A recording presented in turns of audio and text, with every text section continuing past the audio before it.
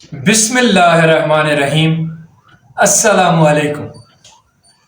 آج ہم سب لوگ اسپیشلی سب مسلمان خاص طور پہ بہت زیادہ پریشان ہیں اپنے ملک کی حالات کی وجہ سے، اپنی بدفعالیوں کی وجہ سے، اپنے کردار کی وجہ سے، کیونکہ ہم پہ جو مصیبتیں آتی ہیں وہ ہمارے اعمالوں کا نتیجہ ہے۔ یہاں پر سمجھنے کی بات یہ ہے کہ اصل میں ہمیں حکم کیا ملا اللہ کی طرف سے زندگی گزارنے کا، اور ہم اپنی زندگی کو کس طرح گزار رہے ہیں۔ میں کچھ کمانڈز جو اللہ نے احکامات دیے ہیں وہ آپ لوگوں کے سامنے رکھنا چاہتا ہوں۔ آپ لوگ جائزہ لے لیجئے کہ اگر آپ کی زندگی خراب چل رہی ہے یا آپ کی زندگی میں کوئی بھی پریشانی مصیبت ہے تو کیا آپ اللہ کے بتائے ہوئے راستے پہ چل رہے ہیں یا نہیں۔ اگر چل رہے ہیں تو دیکھ لیجئے کیوں پریشانی آ رہی، نہیں چل رہے ہیں تو دیکھ لیجئے کیوں پریشانی آ رہی۔ اللہ نے آپ کو ایک راستہ بتایا، اب وہ راستہ کیا ہے ذرا غور کیجئے۔ اللہ رب العزت کی ذات نے پوری زندگی گزارنے کے لیے قرآن کو نازل کیا۔ قرآن کے اندر ہمیں ایک ایک چیز بتائی ہے، رہن سہن کا طریقہ، اٹھنے بیٹھنے کھانے پینے برتاؤ سلوک، پیار محبت عزت احترام، ہر چیز، شادی بیاہ طلاق، ہر چیز۔ تو سب سے پہلی بات قرآن فرماتا ہے کہ ڈونٹ انسلٹ، لوگوں کی بے عزتی مت کرو۔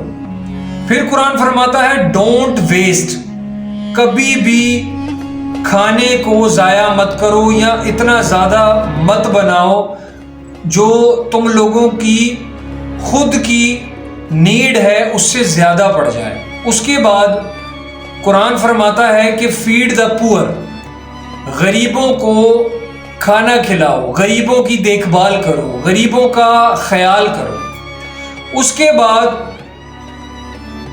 پیچھے سے اپنے بھائیوں کو پیچھے سے مت کاٹو، back byte, don't back byte, مطلب یہ منافقت مت کرو، ٹھیک ہے۔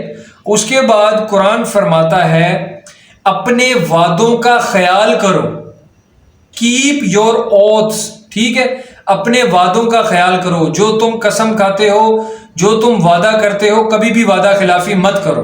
اس کے بعد قرآن کہتا ہے کہ رشوت مت لو۔ اس کے بعد قرآن کہتا ہے کہ اپنے جو معاہدے تم کرتے ہو نا ان کی حفاظت کرو، آنر یور ٹریٹیز، مطلب یہ کہ جو آپ نے معاہدہ کیا ہے اس کی خلاف ورزی نہیں کرنی۔ اول تو کوئی معاہدہ کرنا ہے 4 گواہوں کی بنیاد پر لکھت پڑھت ضرور کرنی ہے، اور پھر ان کا خیال کرنا ہے، معاہدوں کا وعدوں کا پاس رکھنا ہے۔ اس کے بعد قرآن فرماتا ہے اپنے غصے پر قابو کرو، اور آج ہمارے اندر سب سے زیادہ غصہ بھرا ہوا ہے۔ ایک چھوٹے سے چھوٹا بچہ جو ہے نا وہ بھی غصہ کر رہا ہے، کیونکہ اس کے گھر والے، اس کی فیملی اس کے سامنے یا اس پر بہت غصہ کرتے ہیں، اور قرآن فرماتا ہے ریسٹرین یور اینگر۔ پھر جو اب میں آپ کو قرآن کا حکم بتانے جا رہا ہوں، قرآن کہتا ہے ڈونٹ اسپریڈ گوسپس، مطلب یہ کہ منافقت مت کرو یا منافقت مت پھیلاؤ، اپنے بھائی اپنے کسی رشتہ دار کے بارے میں کچھ بھی غلط سلط کسی کو مت بتاؤ، جو دیکھو نہیں جب تک اس پر یقین نہیں کر لو۔ آج کے حالات ایسے ہیں، خاص طور پر گوسپس کے لیے، منافقت سننے کرنے کے لیے لوگ ایک جگہ سے دوسری جگہ سفر کر کے جاتے ہیں کہ وہاں کی بات یہاں بتائیں گے، یہاں کی بات وہاں بتائیں گے۔ اللہ اکبر۔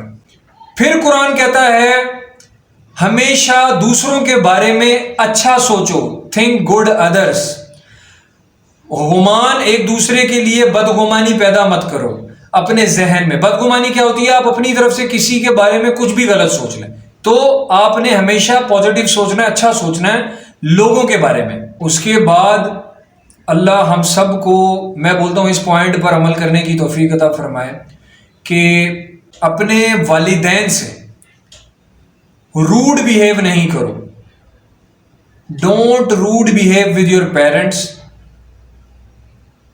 اللہ رب العزت کی ذات ہم سب کو اس معاملے میں نیک اور پابند بنائے کہ ہم اپنے ماں باپ کے فرما بردار بنیں، اور کبھی بھی ان پر غصہ نہ کریں، کبھی بھی ان پر چیخ چلاؤ نہیں کریں، کیونکہ مجھے لگتا ہے کہ یہ آج کے دور کی وہ نشانی ہے جو بہت زیادہ عام ہے۔ تو اللہ سب سے پہلے مجھے ہدایت دے، اس کے بعد آپ سب کو، تاکہ ہم سب لوگ اپنے پیرنٹس کا احترام کریں جتنا زیادہ ہو سکتا ہے۔ اس کے بعد اللہ تعالیٰ قرآن میں فرماتا ہے کہ turn away from ill speech, جو بھی گندی گفتگو ہے یا ایسی گفتگو جو بالکل ادب کے دائرے سے باہر ہے، ہم لوگوں کو چاہیے کہ اس گفتگو میں سے اٹھ جائیں، وہاں نہیں بیٹھیں، وہاں سے بالکل رستہ پلٹ لیں۔ اس کے بعد قرآن فرماتا ہے کہ کبھی بھی کسی کا مذاق مت اڑاؤ، کسی کے قد کا، کسی کی رنگ کا، کسی کی نسل کا، کسی کی جوتی، کسی کی چپل، کسی کے کپڑے، کسی چیز کا مذاق مت اڑاؤ۔ اس کے بعد جب زمین پر چلو تو ایک ہمبل مینر سے چلو، عجز و انکساری سے چلو، اکڑ کر مت چلو۔ اس کے بعد اگر آپ سے کوئی برائی کرتا ہے، قرآن فرماتا ہے اگر آپ سے کوئی برائی کرتا ہے تو اس کا رسپونڈ آپ اچھے طریقے سے دو، نیکی کے صلے میں دو۔ اس کے بعد قرآن فرماتا ہے کہ وہ بات مت کہو جو تم نہیں کر سکتے، یا جو باتیں تم نے کری ہی نہیں ہیں، تم صرف مذاق مستی شوخی دوسروں کی اٹینشن لینے کے لیے، چوڑا ہونے کے لیے لوگوں کے سامنے اپنے بارے میں ایسی باتیں کر دیتے ہو جن سے تمہارا کوئی تعلق نہیں ہے، صرف تمہارے نمبر بڑھ جائیں دوسروں کے سامنے۔ اللہ اکبر۔ اس کے بعد اللہ تعالیٰ قرآن میں فرماتا ہے کہ اپنے وعدوں اور معاہدوں اور اپنے بھروسے کا خیال کرو۔ جب تم کسی سے پرومس کرتے ہو یا ٹرسٹ کی بات کرتے ہو تو ہمیشہ اس کا خیال کرو، کبھی بھی ان پر آنچ نہیں آنے دو، کبھی بھی۔ دیکھیں جی، قرآن فرماتا ہے کبھی بھی دوسرے لوگوں کے دین، ان کے خداؤں کے بارے میں غلط سلط مت کہو، کبھی بھی نہیں، نیور۔